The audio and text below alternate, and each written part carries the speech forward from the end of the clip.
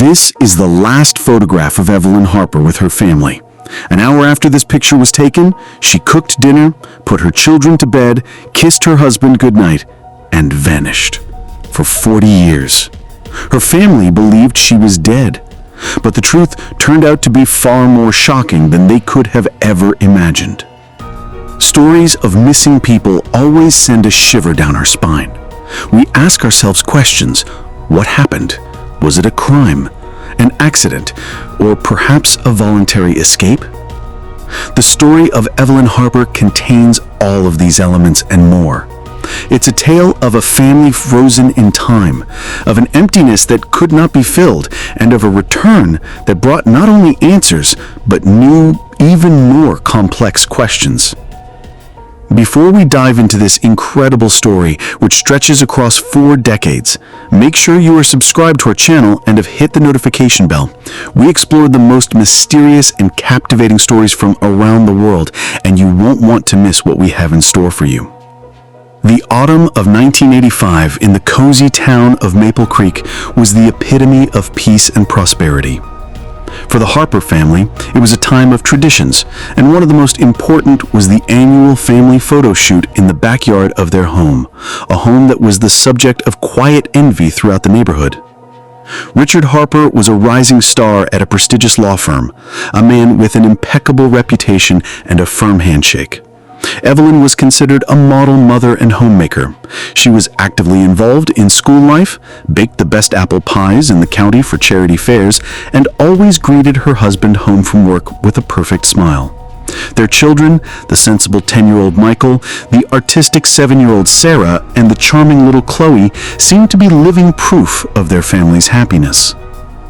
"Smile! Think of something happy!" the photographer hired by Richard cheerfully commanded, and at that moment, if anyone could have looked into Evelyn's soul, they would have seen not joy, but a gaping void. Her smile was not a reflection of happiness, but a carefully constructed wall behind which desperate fear was hiding. She smiled for the camera, but in reality, she was saying goodbye. Goodbye to her children, whom she loved more than life itself. Goodbye to the home that looked like a paradise from the outside, but had become a gilded cage for her. A few hours after that camera shutter clicked, when the silence of the night enveloped the house, Evelyn would make her escape. She would prepare her children's favorite peanut butter sandwiches for the morning, leave their school clothes neatly folded on the kitchen table, and next to them, she would place her simple gold wedding ring. It was her only silent gesture, a farewell letter without a single word. Richard was the first to raise the alarm. His account to the police was logical and convincing. He woke up around 7 in the morning and found that Evelyn was not in bed. He assumed that, as usual, she had gotten up early to do some chores. But the kitchen was empty. Her car was in the garage, her handbag, wallet with all the credit cards and cash, and her driver's license. Everything was in its place. It created the eerie impression that a person had simply evaporated, leaving the house in nothing but a nightgown. The disappearance of Evelyn Harper was a thunderclap in the clear sky for the tight-knit community of Maple Creek. The police investigation was immediate and extensive. Detectives methodically searched the house for the slightest clue, a suicide note, signs of a struggle, anything that could shed light on what had happened. But the house was perfectly clean. It was this sterile absence of any disorder that alerted the experienced investigators. As is standard in such cases, the husband was the first suspect. Richard was interrogated for many hours straight. He was calm, collected, answered questions without hesitation, and did everything to display the grief of a bereaved husband. He described their last evening in detail, a quiet family dinner, watching cartoons with the children, him and Evelyn reading for a bit in bed before falling asleep. No quarrels, no scandals, no raised voices. His alibi was simple but ironclad. He was at home, asleep. There was no obvious motive and no direct evidence of his involvement. Theories multiplied with each passing day, overgrown with rumors. Perhaps she went for a walk at night and became the victim of a random attack, but police and volunteers had combed every inch within a radius of several miles. Maybe she had taken her own life due to hidden depression, but everyone who knew Evelyn said in one voice that she adored her children and would never inflict such unbearable pain on them. Then a third, most unpleasant version for the family was born. She had run away. Perhaps she had a secret lover and started a new life. The police secretly checked all her contacts, accounts, and conversations, but found nothing suspicious. Evelyn was a classic homemaker. Her world revolved around her home, the school, and the church. Weeks turned into months. The active search gradually died down. Evelyn Harper's case was filed away in an archive marked cold case. The town slowly returned to its normal life, but an invisible shadow of tragedy hung over the Harper house forever. For the rest of the world, she became another sad story on the evening news. But for her children, she remained a gaping wound that could not heal because they didn't know which was worse, to mourn the death of a beloved mother or to try to accept the idea of her unexplainable betrayal. For the Harper family, the world split into two unequal parts, the bright and understandable before and the endless, foggy after. They found themselves trapped in a state that psychologists call ambiguous loss. It's a unique, exhausting form of grief where there is no body to mourn, no final point to allow healing to begin. Every day was filled with agonizing uncertainty. Was Evelyn alive? Was she suffering? Would she ever come back?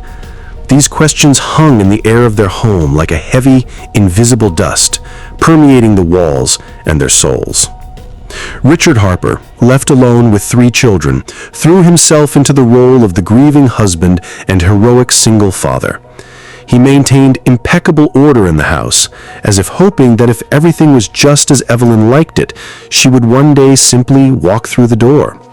For a full year after her disappearance, he continued to set a place for her at the dinner table.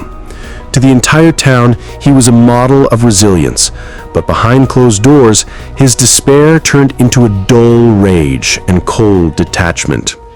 The children grew up, each carrying the burden of this emptiness in their own way. Michael, the eldest, withdrew into himself.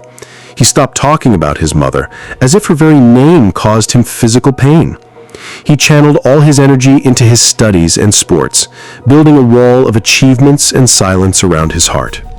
7-year-old Sarah, on the other hand, desperately tried to fill the void. She took on the role of the woman of the house on her small shoulders, diligently trying to cook like her mom and comforting her younger sister while suppressing her own tears. Little Chloe, who was only 4 when her mother disappeared, grew up with a blurry, almost mythical image of her mother. Her memories were woven from fragments of other stories and faded photographs of a beautiful but completely unfamiliar woman smiling back at her. The Harper family couldn't overcome the loss. They simply learned to exist alongside their pain, which, over the years, did not fade but only grew deeper into their lives.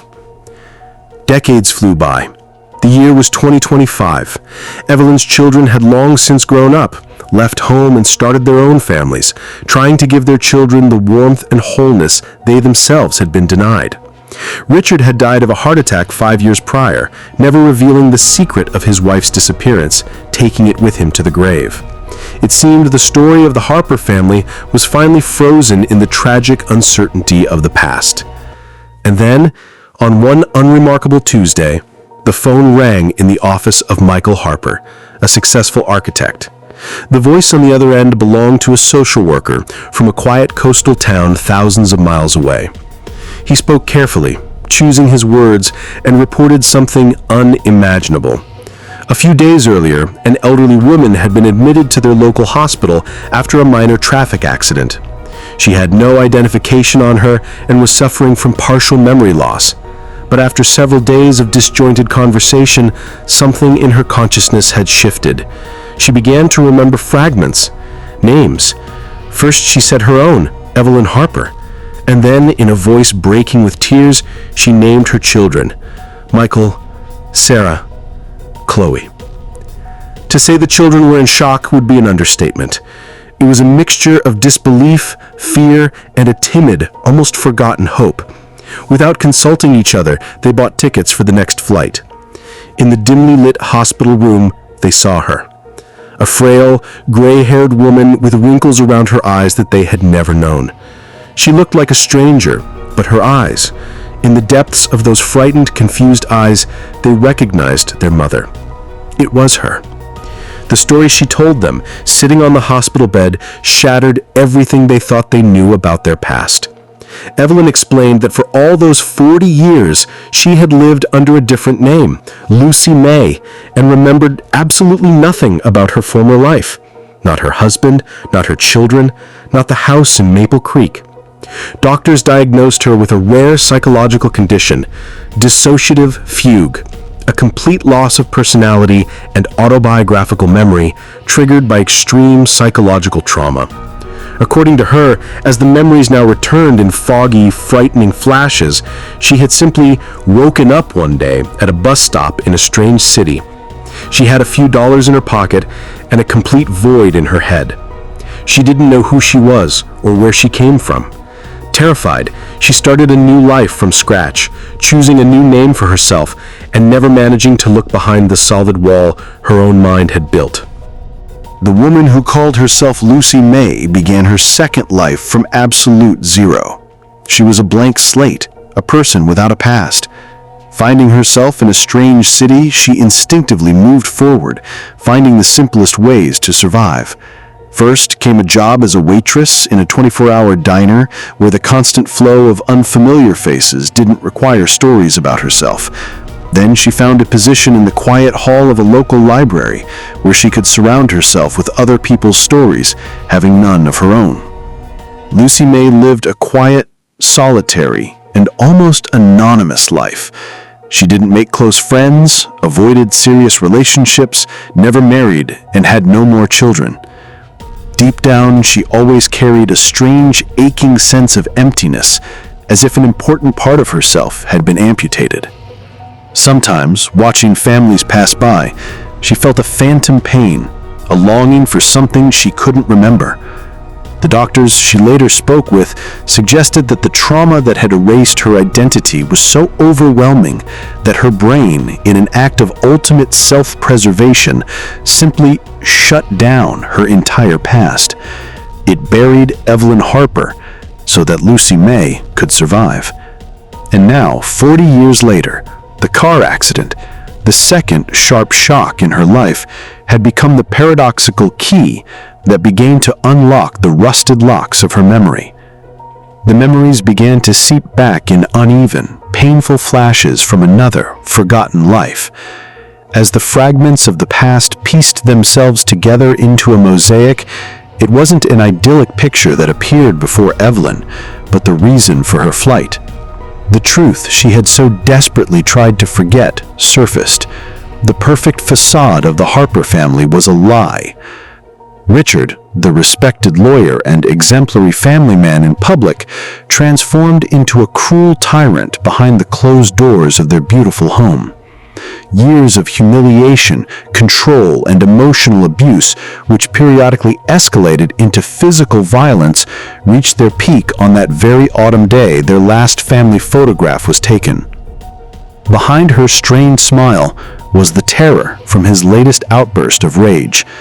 At that moment, Evelyn realized with chilling clarity that she had only two paths left.